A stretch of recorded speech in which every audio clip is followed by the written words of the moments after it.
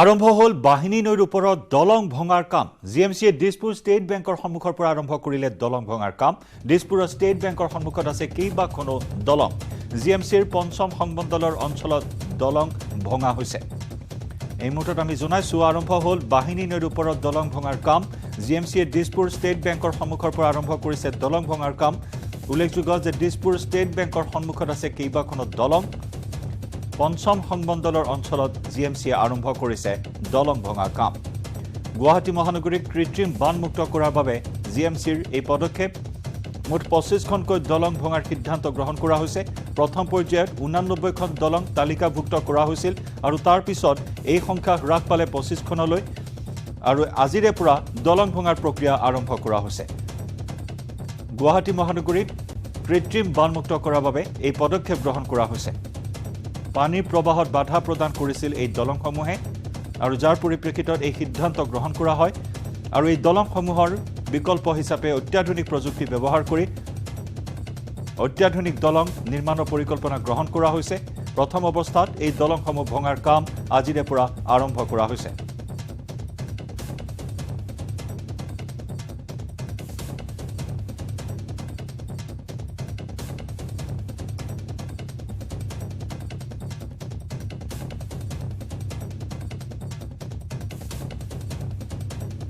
গুৱাহাটী কৃত্ৰিম বানমুক্ত কৰাৰ বাবে এটাৰ পিছত আনটো পদক্ষেপ গ্ৰহণ কৰা হৈছে শিলখাকু বিল উচ্ছেদ কৰা হৈছে শিলখাকু বিলত বৃহৎ প্ৰকল্প বৃহৎ হ্ৰদ নিৰ্মাণ কৰা হ'ব যি হ্ৰদৰ জৰিয়তে মহানগৰীৰ বান ব্ৰহ্মপুত্ৰলৈ উলিয়াই নিয়াৰ পৰিকল্পনা গ্ৰহণ কৰা হৈছে আৰু তাৰ পিছতে আন এটা পদক্ষেপ দলং ভঙাৰ পদক্ষেপ বাহিনী নৈৰ ওপৰত থকা এই দলংসমূহ ভঙাৰ সিদ্ধান্ত গ্ৰহণ কৰা হৈছে 89খন দলং ভঙা হ'ব বুলি প্ৰথমে এখন তালিকা প্ৰস্তুত কৰা হৈছিল ইয়াৰে বহু ব্যক্তিগত দলঙৰ লগতে আছে বহু ৰাজহুৱা দলং বহুকেইটা গুৰুত্বপূৰ্ণ স্থান সংযোগ হৈ আছে এই দলংসমূহৰ জৰিয়তে গতিকে ৰাইজ কিছু বিপদাপন্ন হ'ব নেকি এনে প্ৰশ্নৰ উদয় হৈছিল আৰু যাৰ বাবে নাগৰিকৰ সৈতে এক সভাটো মিলিত হৈছিল জিএমচি কৰ্তৃপক্ষ কিছু সময়ৰ প্ৰয়োজন হ'ব বুলি কৈছিল বিকল্প ব্যৱস্থা গ্ৰহণ কৰা হ'ব বুলি কৈছিল আৰু সেই অনুসৰি আজিৰে পৰা আৰম্ভ হৈছে দলং ভঙাৰ কাম বাহিনী নৈৰ দলং ভঙাৰ কাম আজি দিছপুৰ ষ্টেট বেংকৰ সন্মুখৰ পৰাই আৰম্ভ কৰিছে গুৱাহাটী পৌৰ নিগমে পঞ্চম সংমণ্ডলৰ পৰা দলং ভঙাৰ কাৰ্য হাতত লৈছে জিএমচিয়ে মুঠ 25খন দলং ভঙা হ'ব প্ৰথম পৰ্যায়ত আছে কেইবাখনো ব্যক্তিগত দলং লগতে আছে ৰাজহুৱা দলং ষ্টেট বেংকৰ সন্মুখত কেইবাখনো দলং আছে এই দলংসমূহ ভাঙি এই স্থানত অত্যাধুনিক দলং নিৰ্মাণ কৰা হ'ব বুলি ইতিমধ্যে জিএমচি কৰ্তৃপক্ষই সদৰি কৰিছে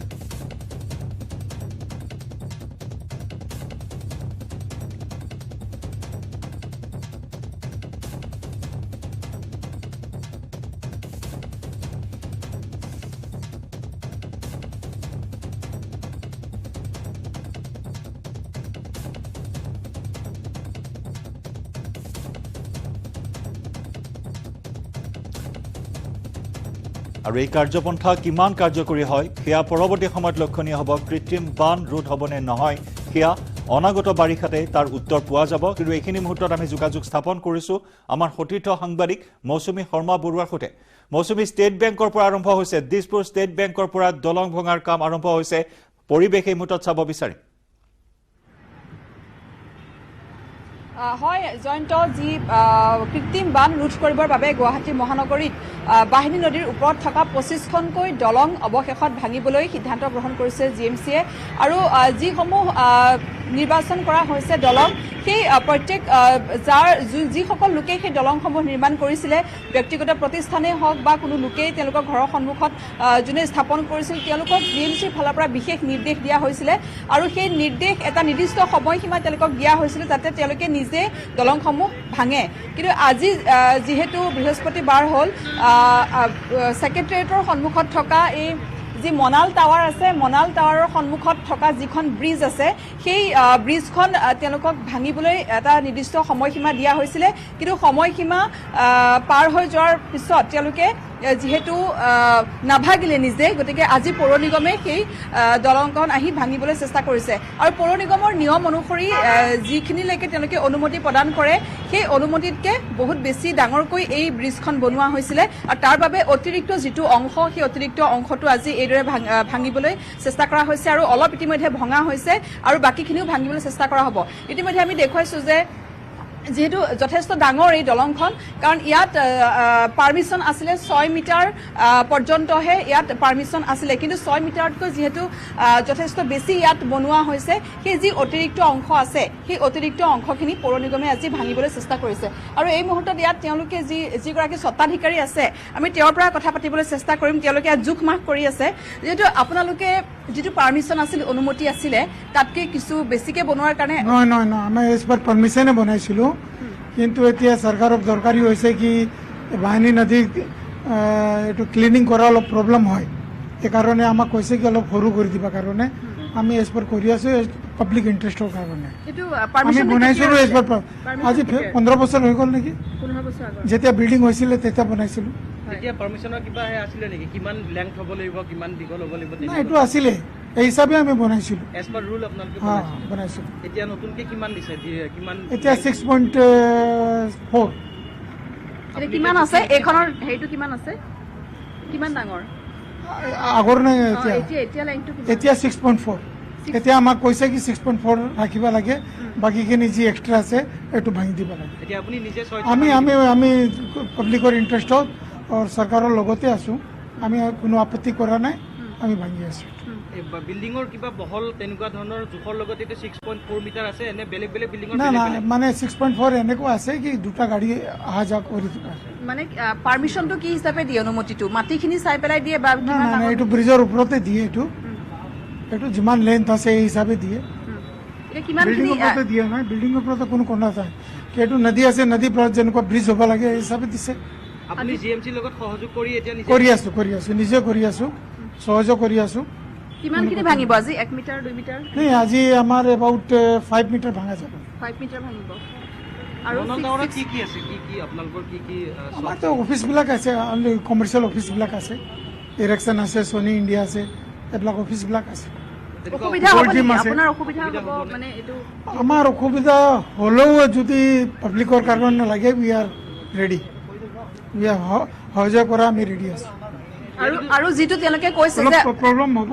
কাৰণ এইটো ইমানলৈকে ভাঙা যাব, তো ইমান যোৱা মুস্কিল হ'ব, তো আমি কিবা বেলেগ ব্যৱস্থা কৰিম। তেওঁলোকে এটা ক্ৰাইটেৰিয়া দিছে যে আপোনালোকে অত্যাধুনিক প্ৰযুক্তিৰে বনাব লাগিব দলং, এতিয়া যিটো লেভেলত আছে। এইটো কি পদ্ধতি, এইটোতো গভৰ্ণমেণ্ট আনিব লাগিব, এইটো যি নতুন কি চিষ্টেম হয়, কি হিচাপে বনাব লাগে, এইটোতো ফিউচাৰৰ কথা আছে। এতিয়া যি প্ৰেজেণ্ট আছে, এইটো যি আমি সুবিধা কৰিব পাৰোঁ এইটো কৰি আছোঁ।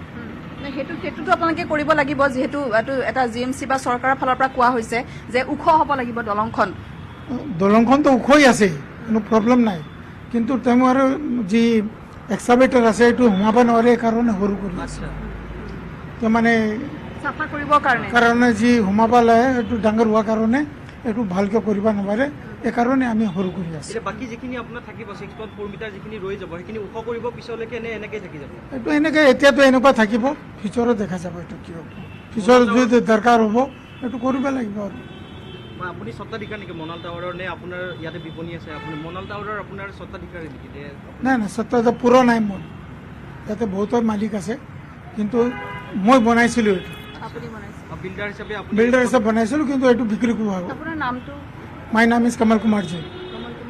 আৰু এইটো লাইনত আপোনাৰ আৰু বেলেগ বিল্ডিং আছে নেকি আপোনাৰ অধীনত আপুনি বনোৱা, আপোনাৰ বিল্ডাৰশ্বিপত? নাই, ইনিচিয়েটিভটো ভালেই লৈছে। নাই, ঠিকে আছে। আমি ভাবোঁ কি গুৱাহাটীত বানপানী হয়, তাৰ কাৰণে যদি চৰকাৰ কিবা ষ্টেপ লৈ আছে, তো উই শুড কৰ্পৰেট, আমিতো এইটোৱে ভাবোঁ। Thank U. জয়ন্ত, সেইগৰাকী হৈছে মনাল টাৱাৰৰ যি ইতিমধ্যে তেওঁ কৈছে কমল কুমাৰ জৈন স্বত্বাধিকাৰী, আৰু তেওঁলোকৰ যিটো পাৰ্মিশ্যন অনুমতি আছিল তাতকৈ 5 মিটাৰ ইয়াত বেছিকৈ বনোৱা হৈছিলে এই ব্ৰিজখন, তাৰ বাবে আজি 5 মিটাৰ ইয়াত ভাঙি দিয়া হ'ব। ইতিমধ্যে কিছু অংশ ভঙা হৈছে, আৰু ইয়াত এই 5 মিটাৰ ভাঙি দিয়াৰ পাছত যথেষ্ট যিহেতু বহল এই ব্ৰিজখন, সেই ব্ৰিজখন কিছু ইয়াত সংকোচন হৈ পৰিব। গতিকে তেওঁলোকে এটা কথা কৈছে যে তেওঁ যিহেতু এই বৃহত্তৰ ৰাইজৰ স্বাৰ্থত এই পদক্ষেপ পৌৰ নিগমে গ্ৰহণ কৰিছে, বা চৰকাৰে যি ধৰণৰ সিদ্ধান্ত সিদ্ধান্ত লয় সেই সকলোখিনি তেওঁলোকে মানি যাবলৈ সাজু আছে কাৰণ গুৱাহাটীৰ যি কৃত্ৰিম বানৰ সমস্যা সেই কৃত্ৰিম বানৰ সমস্যা সকলো লোকে ভুক্তভোগী হয় গতিকে সেই কৃত্ৰিম বানৰ সমস্যা দূৰ কৰিবৰ বাবে যিহেতু 25খন দলং ভাঙিবলৈ যি ধৰণে এটা প্ৰচেষ্টা গ্ৰহণ কৰিছে গুৱাহাটী পৌৰ নিগমে আৰু আজিৰে পৰা আনুষ্ঠানিকভাৱে সেই প্ৰক্ৰিয়া আৰম্ভ হৈছে আৰু আজি এই যি দিছপুৰৰ মনাল টাৱাৰ আছে মনাল টাৱাৰৰ সন্মুখত থকা যিখন এই ব্ৰিজখন আজি প্ৰথম ভাঙিবলৈ আৰম্ভ কৰিছে আৰু ইয়াৰ পৰৱৰ্তী সময়ত গুৱাহাটী পৌৰ নিগমৰ পঞ্চম যি এই ভাগ আছে এই অঞ্চলটো সেই অঞ্চলটোত থকা আন কেইবাখন এনেধৰণৰ দলং আছে যিসমূহ কোনোবা হয়তো লোকৰ ব্যক্তিগতভাৱে কোনোবাই বনাইছিলে বা আন কোনো এনেধৰণৰ ব্যৱসায়িক প্ৰতিষ্ঠানৰ সন্মুখত বনোৱা হৈছে সেই সকলো ব্ৰিজ সেইসমূহ ভাঙিবলৈ সকলোকে এটা নিৰ্দিষ্ট সময়সীমা দিয়া হৈছে যদি নিজে তেওঁলোকে নাভাঙে তেনেহ'লে পৌৰ নিগমে আহি এইদৰে আহি এই ব্ৰিজসমূহ ভাঙিব আৰু এটা পদক্ষেপ হাতত গ্ৰহণ কৰা হৈছে যাতে গুৱাহাটী মহানগৰীৰ যি কৃত্ৰিম বানৰ সমস্যা সেয়া যাতে কিছু পৰিমাণে দূৰ কৰিব পাৰি কাৰণ এই ধৰণৰ দলংসমূহ থকাৰ বাবে যিসমূহ নলা চাফা কৰাৰ ক্ষেত্ৰত যথেষ্ট অসুবিধাৰ সন্মুখীন হৈ আছে এক্সকেভেটৰে সেই জাবৰসমূহ নিষ্কাশন কৰাৰ ক্ষেত্ৰত যথেষ্ট সমস্যাৰ সৃষ্টি হৈ আহিছে আৰু সেই সমস্যা দূৰ কৰিবৰ বাবে এই ধৰণৰ সিদ্ধান্ত গ্ৰহণ কৰা হৈছে আৰু আজিৰে পৰা আনুষ্ঠানিকভাৱে এই যি দলং ভাঙাৰ কাম সেই কাম আৰম্ভ কৰিছে দিছপুৰৰ পৰাই আৰম্ভ হৈছে আৰু পঞ্চম সংমণ্ডলত প্ৰথমে দলং ভাঙিব জিএমচি আৰু আজিৰে পৰা আনুষ্ঠানিকভাৱে এই প্ৰক্ৰিয়া আৰম্ভ হৈছে আৰু আপুনি উল্লেখ কৰিছে যথেষ্ট সমস্যাৰ সন্মুখীন হয় জাবৰ নিষ্কাশনৰ ক্ষেত্ৰত লগতে খৰচো যথেষ্ট বেছি হয় আৰু তাৰ বাবে এই সিদ্ধান্ত মৌচুমী এই মুহূৰ্তত বিদায় জনাইছো আপোনাক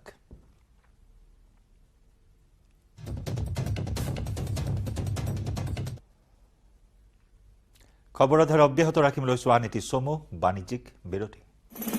কেৱল ষ্ট্ৰং নহয় মাইথান ষ্ট্ৰং মাইথান ষ্টীল নিৰ্মাণৰ মানদণ্ড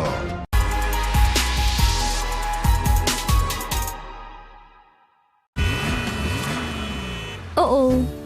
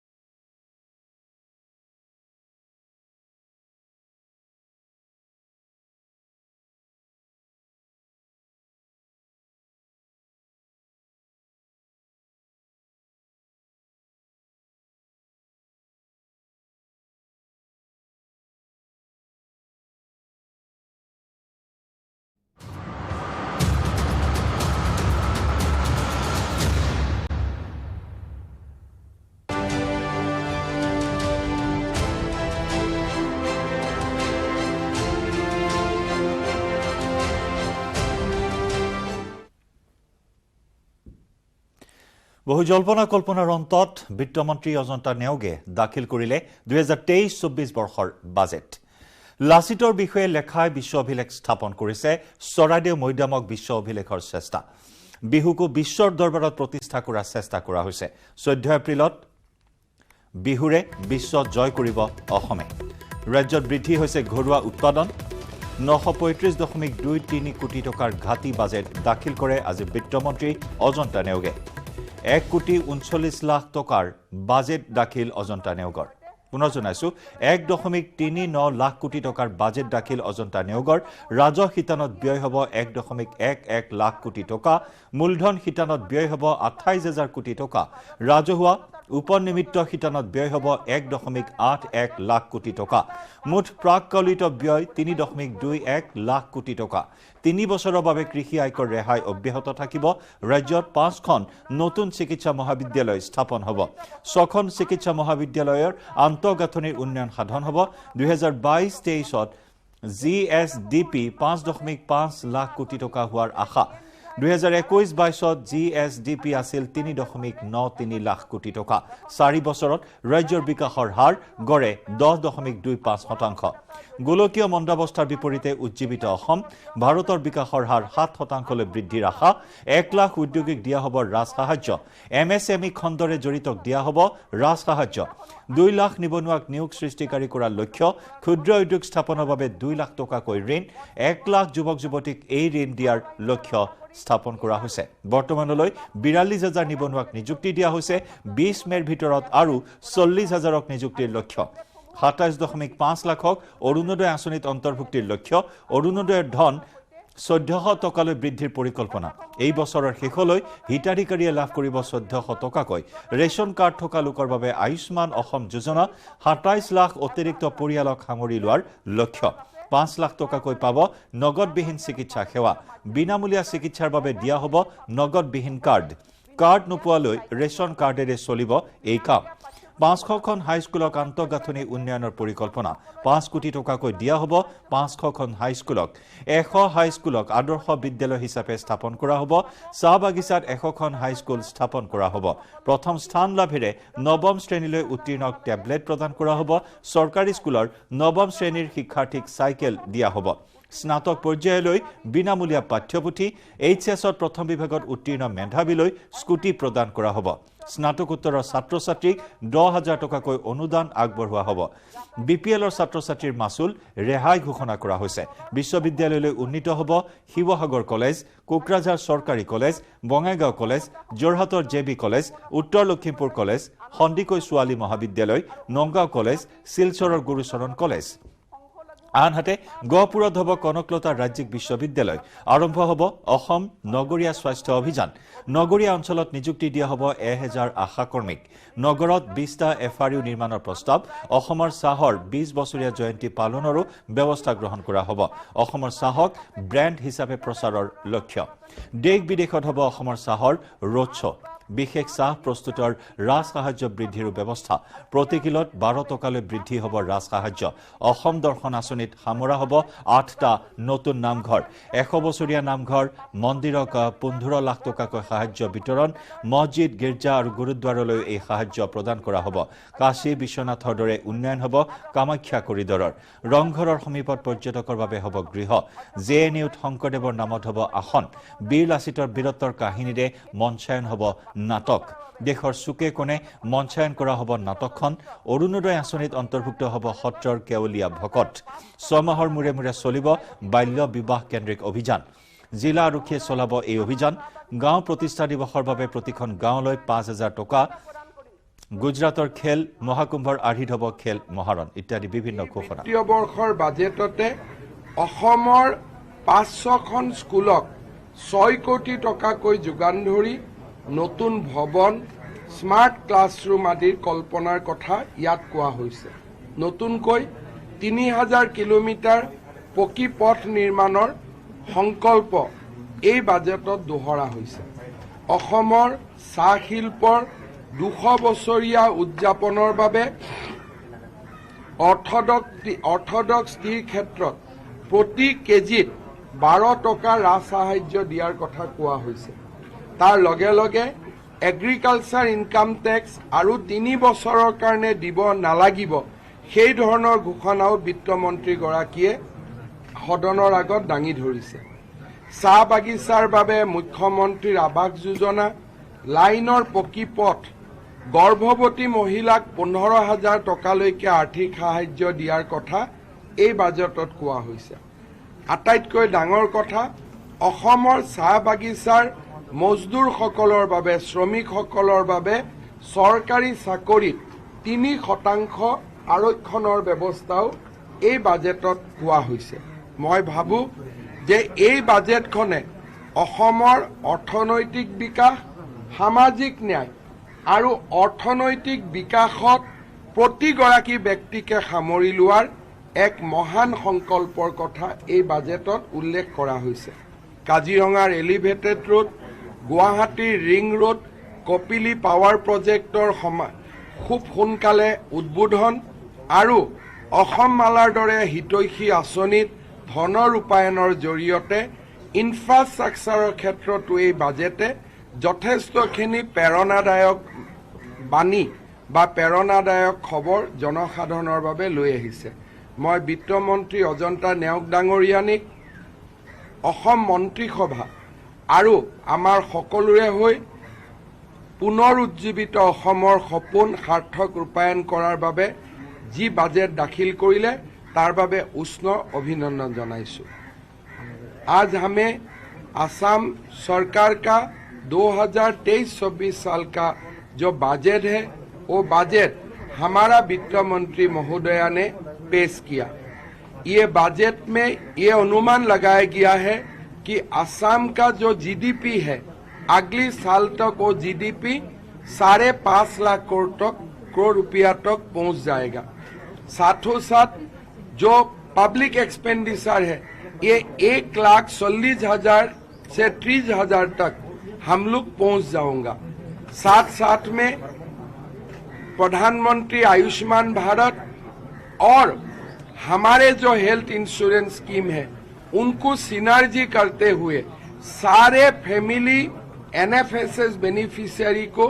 5 लाख रुपया तक हेल्थ इंश्योरेंस करने का बात ये बजट में किया गया है।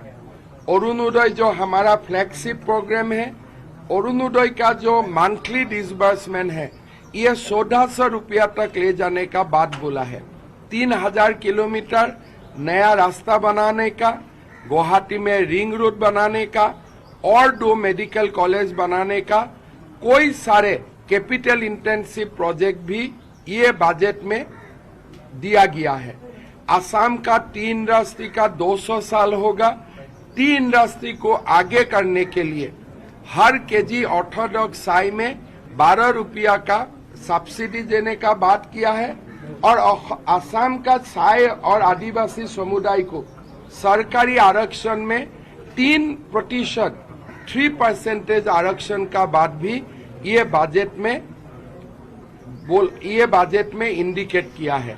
कुल मिला के असम को आगे ले जाने के लिए एक बहुत बड़ा प्रयास हुआ ये बजट का through say.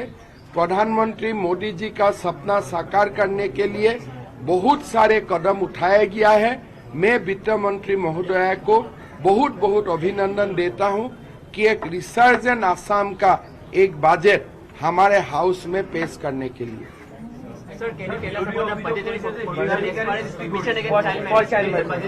We have allocated ₹200 crores in mission against child marriage. We have reiterated that whoever will go for child marriage, POSCO will be clamped against them.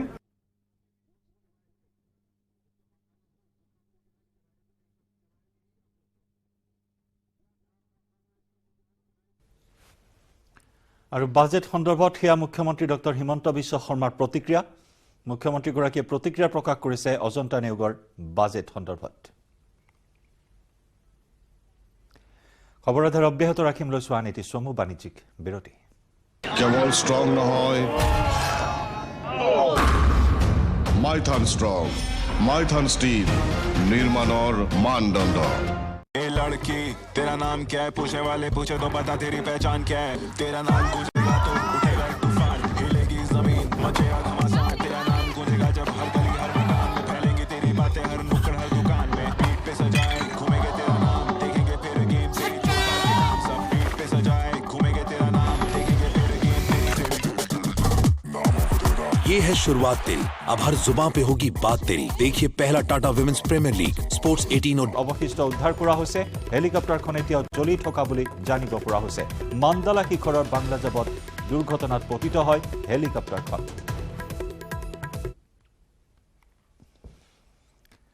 আৰু ইয়াৰ সৈতে সময় হ'ল মিড ডে 18 পৰা বিদায় লোৱাৰ নমস্কাৰ কেৱল ষ্ট্ৰং নহয়